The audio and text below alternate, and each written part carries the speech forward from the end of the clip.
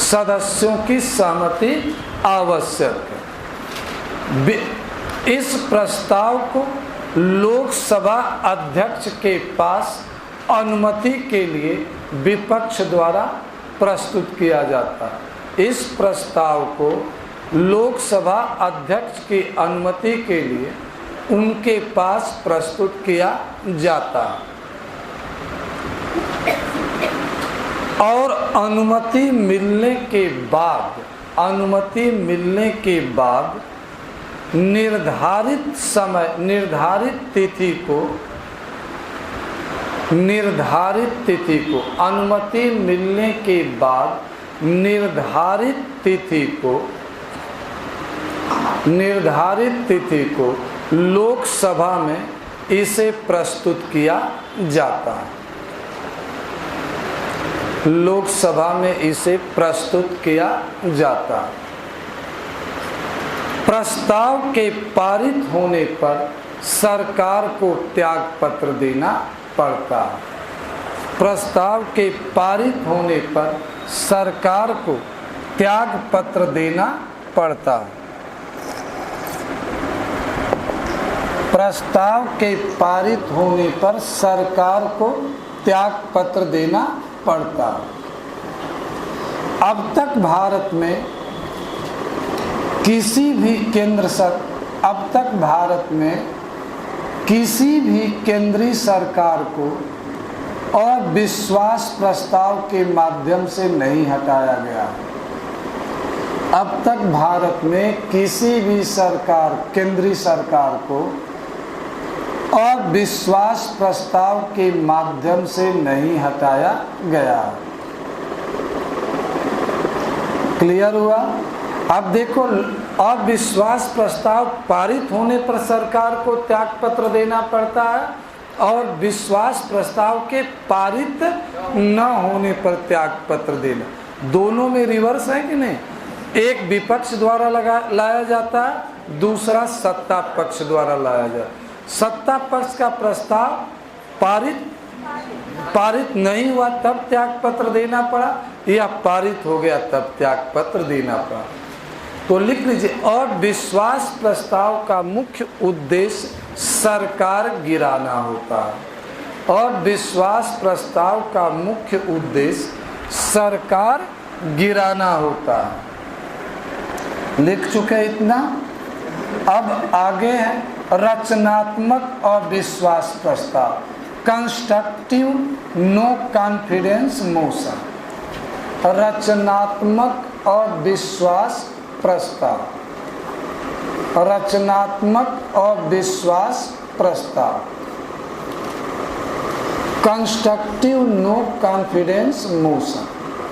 आपसे पूछा जाए कि रचनात्मक अविश्वास प्रस्ताव की उत्पत्ति कहाँ से हुई है? जर्मनी से। तो लिख लीजिए, इसकी उत्पत्ति जर्मनी से हुई है।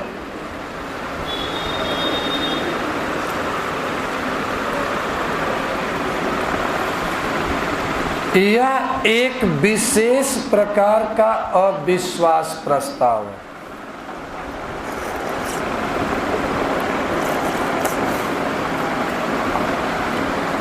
यह एक विशेष प्रकार का अविश्वास प्रस्ताव है। इस प्रस्ताव का उद्देश्य केवल सरकार गिराना ही नहीं होता है, बल्कि सरकार को गिरा करके नई सरकार बनाना भी होता है। इस प्रकार के प्रस्ताव का उद्देश्य न केवल सरकार गिराना नहीं होता है, बल्कि सरकार को गिरा करके नई सरकार बनाना होता है। लिख चुके इतना।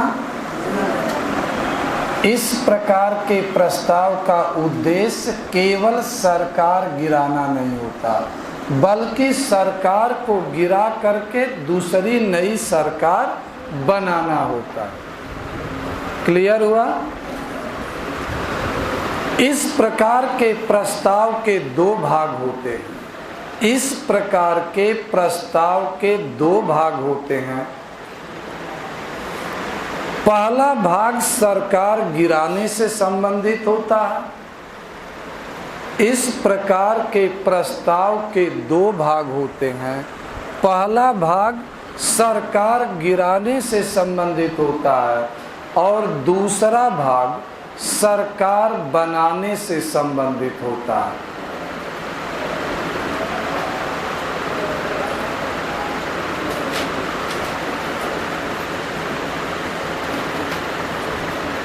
इस कारण इसे रचनात्मक अविश्वास प्रस्ताव कहा जाता है। इस कारण इसे रचनात्मक अविश्वास प्रस्ताव कहा जाता। भारत में अभी इस प्रकार के अविश्वास प्रस्ताव का प्रावधान नहीं है। भारत में अभी इस प्रकार के अविश्वास प्रस्ताव की अनुमति नहीं है या प्रावधान नहीं है। क्लियर हो गया? लेकिन भारत में भी चर्चा की जा रही है कि इस प्रकार के प्रस्ताव का प्रावधान किया जा सके, जिससे कि भविष्य में कभी किसी दल को बहुमत न मिले तो उसके बावजूद भी पॉलिटिकल अनस्टेबिलिटी उत्पन्न न हो पाए। इसके माध्यम से पॉलिटिकल अनस्टेबिलिटी को रोकने का प्रयास किया जाता है। जब कोई सरकार गिरती है तो एक अव्यवस्था उत्पन्न होती है, तब तक कि जब तक नई सरकार नहीं बन पाती है। तो इसलिए विपक्ष पर भी एक जवाबदेही होती है कि आपका उद्देश्य केवल खलनायक बनना नहीं है, आपका भी उद्देश्य महानायक बनना होना चाहिए। आपका उद्देश्य केवल सरकार गिराना नहीं होना चाहिए। अगर सरकार गिरा रहे हो तो सरकार बनाकर दिखाओ भी, आप में दोनों होनी चाहिए। तो विधि आयोग, लॉ कमीशन भारत सरकार को इस बारे में उपयुक्त कदम उठाने के लिए सुझाव दे चुका है। क्लियर हुआ? तो यह मैंने अभी आपको बताया अविश्वास प्रस्ताव, विश्वास प्रस्ताव और रचनात्मक अविश्वास प्रस्ताव के बारे में आपके साथ चर्चा की। क्लियर हुआ? तो अब इन तीनों में अंतर भी समझ लेना। यहाँ से प्रारंभिक परीक्षा में अक्सर प्रश्न पूछ लिए जाते हैं। प्रारंभिक परीक्षा में छोटे छोटे टर्म से प्रश्न पूछे जाते हैं। कोई ज़रूरी नहीं होता कि बड़ी घटनाएं होती हैं उन्हीं से प्रश्न पूछ लिए जाएं। छोटी घटनाओं से भी आपको प्रश्न पूछे जाते हैं। नई अवधारणाओं से, पुरानी अवधारणाओं से भी पूछ लिए जाते हैं जो चर्चा में होते हैं, जिस पर कुछ संभावनाएं बनती हैं। अब हम कुछ संस्थाओं के बारे में आपसे चर्चा करेंगे। तीन वर्ड यूज होता है, constitutional body, extra constitutional body, statutory body. तीन शब्द का अभी हम प्रयोग करेंगे। संवैधानिक संस्थाएं, संविधिक संस्थाएं और एक्स्ट्रा संविधानेतर संस्थाएं जो संविधान के बाहर के। हम आपसे एग्जाम्पल लेना चाहते हैं। हमने अभी परिभाषा बताया नहीं कि संवैधानिक संस्था क्या होती है, संविधिक संस्था क्या, कुछ भी हमने बताया। फिर भी आपसे हम जानकारी लेना चाहते हैं, आपसे प्रीवियस आपके नॉलेज के आधार पर आपसे किसी भी एक संवैधानिक संस्था का उदाहरण दीजिए। इन्होंने कहा फाइनेंशियल कमीशन कॉन्स्टिट्यूशनल बॉडी है। सब लोग एग्री हैं इनके उत्तर से? किस आधार पर आपने कहा कि फाइनेंस कमीशन एक कॉन्स्टिट्यूशनल बॉडी? कुछ सोच कर तो कहा होगा। जैसे यह कहें कि नहीं है तो आप कैसे इनको सेटिस्फाइड कहोगे कि नहीं कॉन्स्टिट्यूशनल बॉडी है? देखिए पीछे आपके मित्र कुछ बता रहे हैं, आपको मंत्र दे रहे हैं। आर्टिकल 280 में ये तो बता दें, लेकिन परिभाषा क्या दोगे? आपसे पूछा जाए किस संस्था को संवैधानिक संस्था कहा जाता है? जिस संस्था के बारे में संविधान में अच्छी तरह से संविधान, बिल्कुल आपने करेक्ट। किसी भी ऐसी संस्था को संवैधानिक संस्था कहा जाएगा जिनके बारे में संविधान के किसी अनुच्छेद में डायरेक्ट बताया गया, डायरेक्टली मेंशन किया गया। जैसे इन्होंने कहा कि अनुच्छेद 280 में वित्त आयोग के गठन का प्रावधान किया गया, इसलिए वित्त आयोग को हम संवैधानिक संस्था मानते हैं। अनुच्छेद 324 में इलेक्शन कमीशन की बात कही गई है। इलेक्शन कमीशन एक कॉन्स्टिट्यूशनल बॉडी है। तो आपसे पूछा जाए कि संवैधानिक संस्था किसे कहते हैं, तो आप क्या परिभाषा दोगे? किसी भी ऐसी संस्था को संवैधानिक संस्था कहा जाएगा जिसके गठन का उल्लेख, जिसके बारे में संविधान के किसी न किसी अनुच्छेद में प्रावधान किया गया। फाइनेंस कमीशन हो, इंटर स्टेट काउंसिल हो, यूपीएससी हो, इलेक्शन कमीशन हो, एससी कमीशन हो, यह सब क्या है? Constitutional bodies. क्लियर हुआ? अब फिर अगला है स्टैट्यूटरी बॉडी, या पहले इसको लिख लो। संवैधानिक संस्था, संवैधानिक संस्था, कॉन्स्टिट्यूशनल बॉडी, कॉन्स्टिट्यूशनल बॉडी, संवैधानिक संस्था।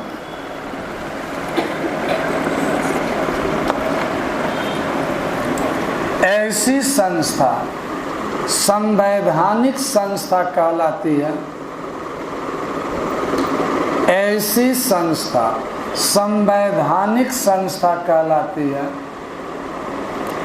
जिसके बारे में संविधान के किसी न किसी अनुच्छेद में प्रावधान किया गया। किसी भी ऐसी संस्था को संवैधानिक संस्था कहते हैं जिसके बारे में संविधान के किसी न किसी अनुच्छेद में प्रावधान किया गया।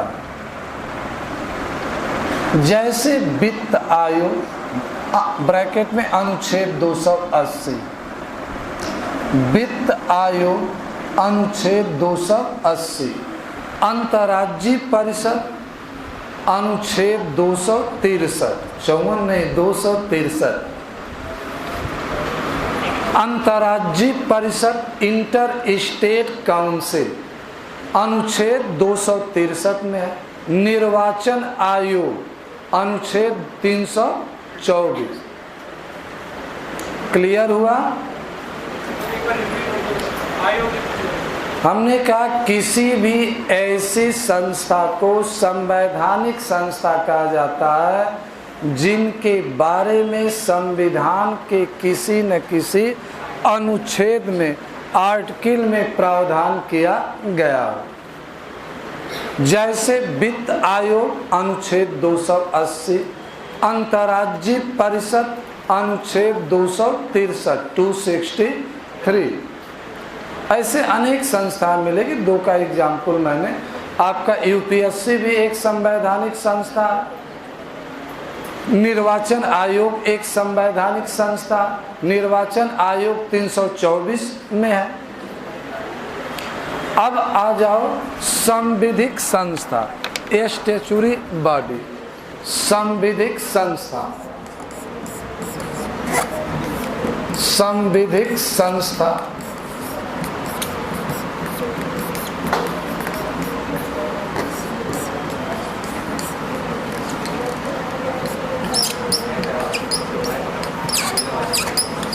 स्टैट्यूटरी बॉडी, संविधिक संस्था,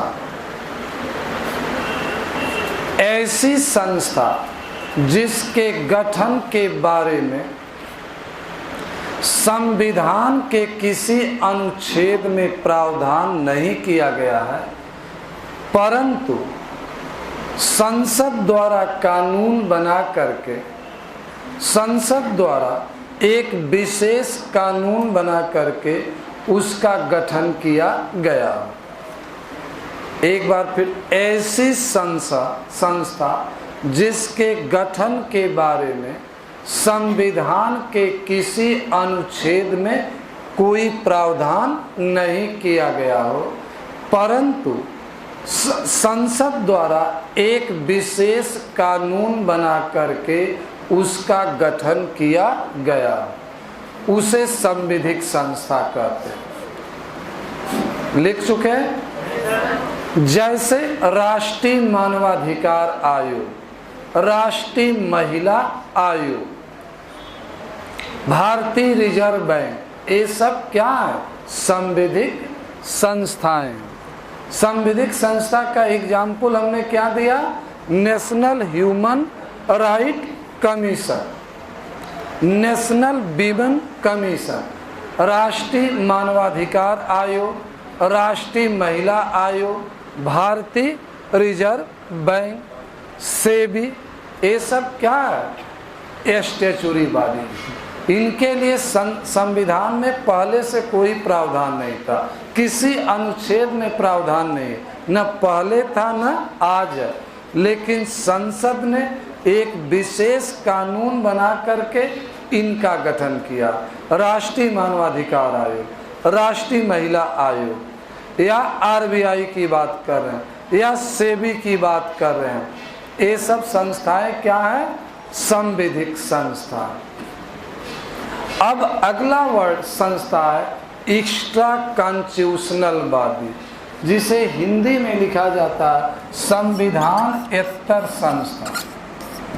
संविधान एतर मतलब संविधान के बाहर का। कुछ किताबों में नॉन कॉन्स्टिट्यूशनल शब्द का प्रयोग किया गया, वह गलत है। कोई भी संस्था नॉन कॉन्स्टिट्यूशनल नहीं हो सकती है, गैर संवैधानिक नहीं हो सकती है। हिंदी माध्यम की किताबों में गैर संवैधानिक शब्द का प्रयोग किया जाता है और अंग्रेजी माध्यम में नॉन कॉन्स्टिट्यूशनल बॉडी, लेकिन नॉन कॉन्स्टिट्यूशनल वर्ड करेक्ट नहीं है। करेक्ट क्या है? एक्स्ट्रा कॉन्स्टिट्यूशनल या संविधानेतर, संविधान के बाहर की संस्था। जैसे नीति आयोग है, नीति आयोग क्या? एक्स्ट्रा कॉन्स्टिट्यूशनल है। प्रधानमंत्री उसके अध्यक्ष है, तो क्या जिस संस्था का अध्यक्ष प्राइम मिनिस्टर हो, क्या वह संस्था नॉन कॉन्स्टिट्यूशनल हो सकती है? तो आप लिखिए, किसी भी ऐसी संस्था को, किसी भी ऐसी संस्था को एक्स्ट्रा कॉन्स्टिट्यूशनल संविधानेतर संस्था कहा जाता है। किसी भी ऐसी संस्था को एक्स्ट्रा कॉन्स्टिट्यूशनल संस्था कहा जाता है जिसके गठन के बारे में संविधान के किसी अनुच्छेद में प्रावधान नहीं किया गया, जिसके गठन के बारे में संविधान के किसी अनुच्छेद में कोई प्रावधान नहीं किया गया हो, परंतु मंत्रिमंडल द्वारा एक प्रस्ताव पारित करके उसका गठन किया गया। कोई भी ऐसी संस्था एक्स्ट्रा का संविधानेतर संस्था कहलाती है जिसके गठन के बारे में संविधान में कहीं कोई प्रावधान नहीं किया गया, परंतु उसका गठन मंत्रिमंडल द्वारा एक प्रस्ताव पारित करके किया गया। मंत्रिमंडल द्वारा उसका गठन एक प्रस्ताव पारित करके किया गया। जैसे नीति आयोग या पहले योजना आयोग था, नीति आयोग, राष्ट्रीय बाल आयोग, नेशनल चाइल्ड कमीशन,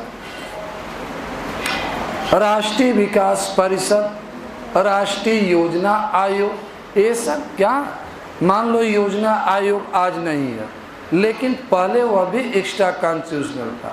आज योजना आयोग के स्थान पर क्या बनाया गया? नीति आयोग बनाया गया। तो आपसे पूछा जा, what is the nature of NITI Aayog? NITI Aayog की प्रकृति क्या है? Extra constitutional. संविधानेतर, नीति आयोग संवैधानिक नहीं है, नीति आयोग संविधिक नहीं है। क्लियर हुआ? तो अभी हमने 3 संस्थाओं के बारे में बताया, कॉन्स्टिट्यूशनल बॉडी, स्टैच्यूटरी बॉडी और एक्स्ट्रा कॉन्स्टिट्यूशनल बॉडी। एग्जाम में एग्जाम्पल भी पूछ लिया जा सकता, या किसी एक संस्था का नाम लिख दिया गया, उसके नेचर के बारे में पूछ लिया गया कि वित्त आयोग किस प्रकार की संस्था, तो आप क्या कहोगे कि वित्त आयोग एक कॉन्स्टिट्यूशनल बॉडी है, वित्त आयोग एक संवैधानिक संस्था। वही नीति आयोग हो तो नीति आयोग के बारे में आप कहोगे कि यह एक्स्ट्रा कॉन्स्टिट्यूशनल बॉडीज है। भारत ही नहीं, दुनिया के सभी देशों में इस प्रकार की संस्थाएं पाई जाती हैं। समय के अनुसार सरकार को जब नई संस्था की आवश्यकता महसूस होती है